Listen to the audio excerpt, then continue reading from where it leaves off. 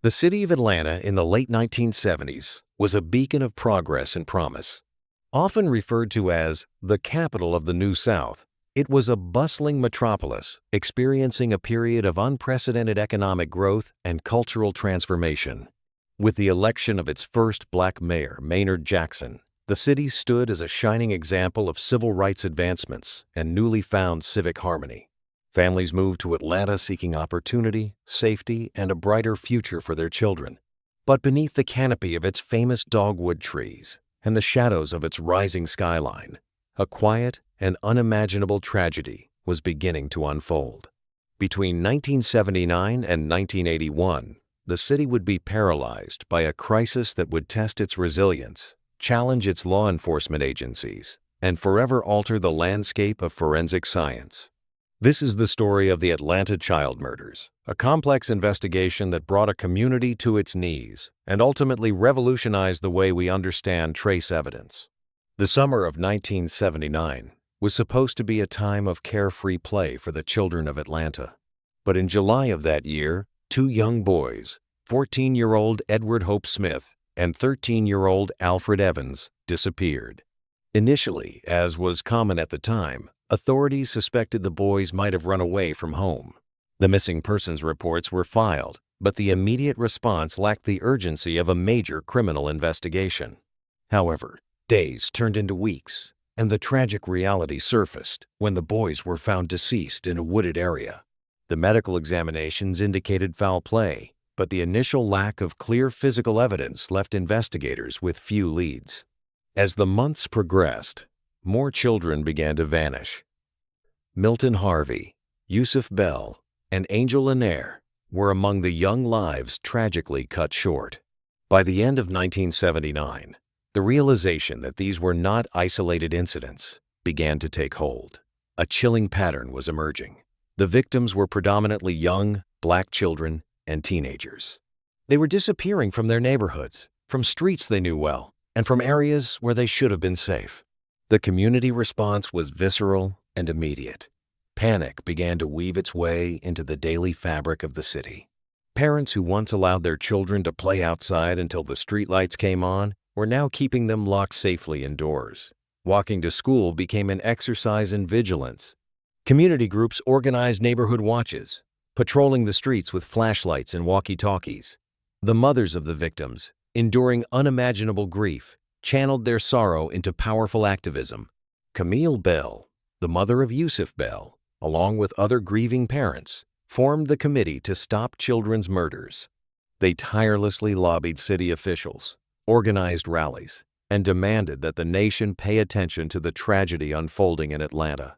Their unwavering advocacy ensured that the victims were not forgotten and pressured law enforcement to escalate their efforts. In response to the mounting crisis, the Atlanta Police Department formed a special task force dedicated exclusively to the missing and murdered children, but the scale of the tragedy quickly overwhelmed local resources. The city was facing a perpetrator who left no obvious crime scenes, no witnesses, and seemingly no forensic footprints. The victims were being found in remote wooded areas across different jurisdictions, making the logistical coordination of the investigation incredibly difficult. The mayor declared curfews, and the entire city was placed on high alert. The psychological toll on the youth of Atlanta was profound. A generation of children grew up with a lingering sense of fear, taught to be suspicious of every stranger, every slow-moving vehicle, and every shadow. Recognizing the unprecedented nature of the crisis, the federal government stepped in. The Federal Bureau of Investigation joined the task force, bringing with them advanced resources and a relatively new tool in criminal investigations, behavioral profiling. Agents from the FBI's Behavioral Science Unit arrived in Atlanta to assist in narrowing down the suspect pool. Based on the locations of the disappearances, the demographics of the victims, and the methodology of the crimes, profilers suggested that the offender was likely someone who could blend seamlessly into the communities where the victims lived. They hypothesized that the perpetrator was organized, familiar with the geography of the greater Atlanta area, and possessed a non-threatening demeanor that allowed him to gain the trust of wary children. Despite the influx of federal resources, the investigation remained agonizingly slow. Tips poured in by the thousands. Overwhelming the task force command center, detectives worked grueling, 24-hour shifts, chasing down leads that often led nowhere. The entire nation watched as celebrities like Frank Sinatra and Sammy Davis Jr. held benefit concerts to raise funds for the investigation and for the grieving families. The pressure to find the person responsible was monumental, but the physical evidence remained incredibly scarce. The breakthrough in the case would not come from an eyewitness or a dramatic confession, but from the microscopic world of trace evidence. In the history of forensic science, few cases have highlighted the importance of Locard's exchange principle, quite like the Atlanta child murders. Dr. Edmund Locard, a pioneer in forensic science, established the foundational principle that every contact leaves a trace. When a person enters an environment, they bring something with them, and they take something away. It is the silent witness that cannot be intimidated and cannot forget. Investigators from the Georgia State Crime Laboratory and the FBI began to notice a subtle yet undeniable link among several of the victims. During the meticulous autopsies and examinations of the victims' clothing, forensic technicians discovered microscopic fibers. Specifically, they found unusual, yellow-green nylon fibers on the clothing and in the hair of multiple victims. Additionally, some victims were found with distinct animal hairs, specifically from a dog, clinging to their garments. At first, finding a few stray fibers might seem inconsequential. Fibers are everywhere, shed from carpets, clothing, and upholstery. But the sheer repetition of these specific yellow-green fibers across victims found in entirely different locations was statistically significant. The forensic team embarked on a monumental task to identify the origin of the yellow-green fiber. They reached out to textile manufacturers across the country, analyzing the chemical composition and the cross-sectional shape of the nylon. Through exhaustive research, the FBI determined that the fiber was a specific type of nylon manufactured by the Wellman Corporation, known as Wellman 181B. This particular fiber had a distinct trilobal cross-section, meaning it looked like a three-pointed star under a microscope. Furthermore, they traced the fiber to a specific line of carpeting manufactured by West Point Pepperell. The carpet line was called Luxair, and the distinct yellow-green color was marketed as English olive. The forensic experts then calculated the statistical probability of a home in Atlanta containing this exact carpet. Based on manufacturing records, sales data, and the population of the Atlanta metropolitan area, they determined that the chances of any given home having this specific English olive Luxair carpet were incredibly small. This trace evidence became the anchor of the investigation. The task force now knew that the perpetrator was likely transporting the victims in an environment, either a home or a vehicle, that contained this rare carpeting, along with a dog that shed the specific hairs found on the victims. As 1981 progressed, the killer seemed to change tactics. Perhaps aware of the intense police patrols in wooded areas, the perpetrator began using bodies of water to conceal the victims. In response, the task force implemented a new, highly resource-intensive strategy.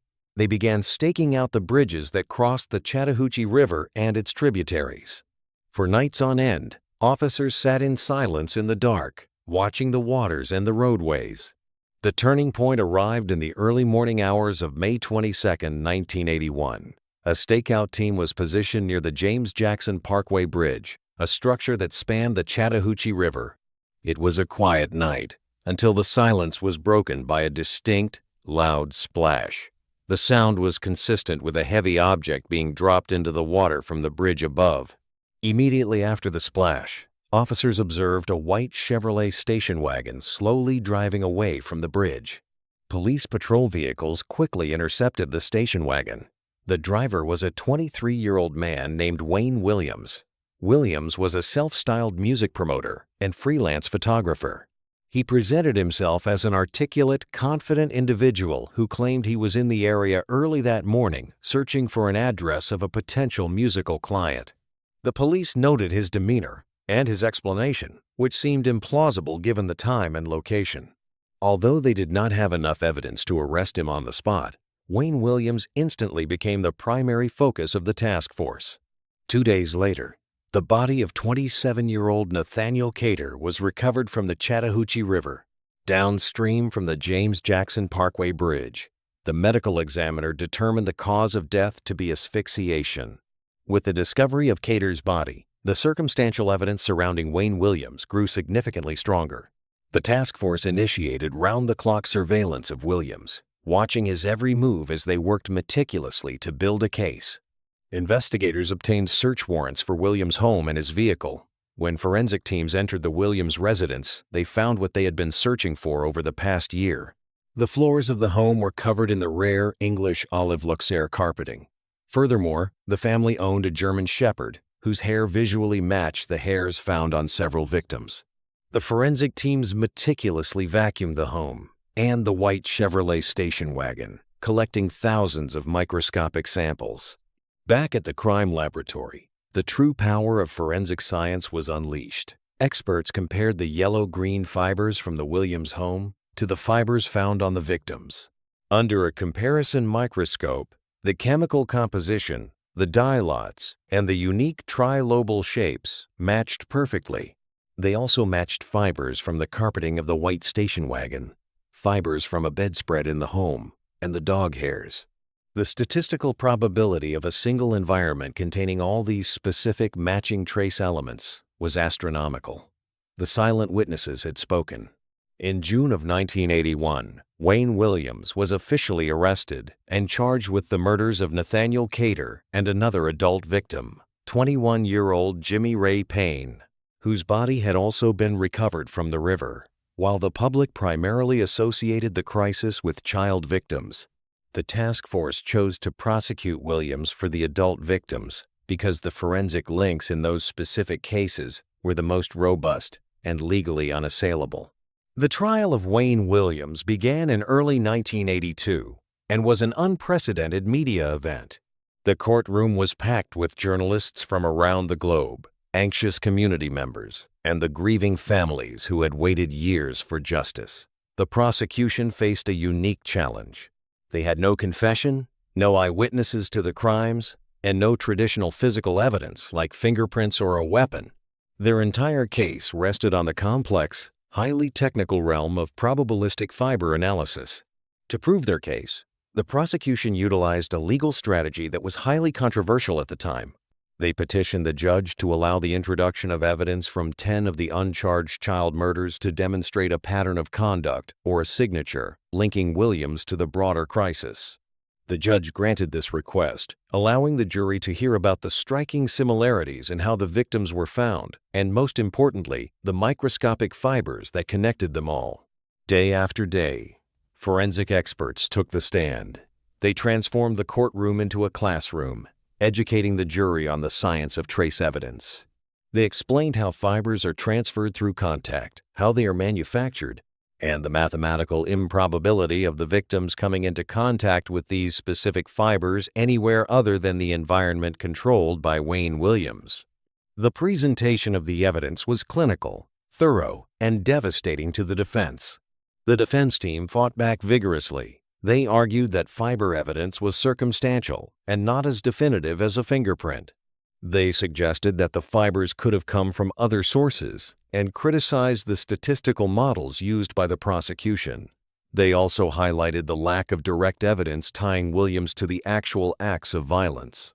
The defense painted a picture of a massive police task force under immense political pressure to close the cases, suggesting that Wayne Williams was an eccentric but innocent man who had simply been in the wrong place at the wrong time. The climax of the trial occurred when Wayne Williams himself took the stand to testify in his own defense. Initially, he maintained his confident, articulate demeanor. He denied any involvement in the crimes and provided explanations for his whereabouts. However, under intense and relentless cross-examination by the prosecution, his demeanor began to fracture. The prosecutor pressed him on the inconsistencies in his alibis and the overwhelming scientific evidence. In a crucial moment that many observers believe sealed his fate, Williams lost his temper.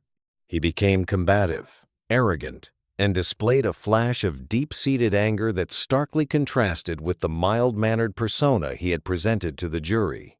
After weeks of testimony and days of deliberation, the jury returned their verdict. Wayne Williams was found guilty of the murders of Nathaniel Cater and Jimmy Ray Payne. He was sentenced to 2 consecutive life terms in prison.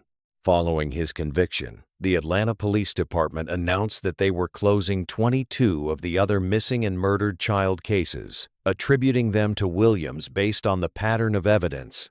Although he was never formally tried or convicted for those specific crimes, the verdict brought a sense of relief to a city that had been held hostage by fear for 2 years. The curfews were lifted, children slowly returned to the parks, and the intense media spotlight began to fade. However, the resolution of the Atlanta child murders was not without its complexities. For many of the families whose children were among the closed cases, the lack of a formal trial for their loved ones left a lingering sense of unfinished business. Some community members expressed doubts, struggling to believe that a single individual could be responsible for such a vast and varied number of tragedies. Despite these lingering questions, the legacy of the investigation is undeniable. The Atlanta child murders fundamentally changed the trajectory of criminal investigations. It demonstrated the profound value of behavioral profiling in narrowing down suspects in serial offenses. More importantly, it elevated trace evidence from a supporting role to the star witness of a major prosecution. The meticulous fiber analysis conducted by the Georgia State Crime Lab and the FBI set a new standard for forensic science. Today, the collection and analysis of microscopic fibers, hairs, and other trace materials are standard operating procedures in crime scene investigations worldwide, a direct result of the lessons learned during those dark days in Atlanta.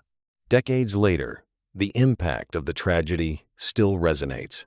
In 2019, recognizing the enduring pain of the families and the advancements in modern forensic technology, the mayor of Atlanta, Keisha Lance Bottoms, alongside the chief of police, announced a reopening of the evidence.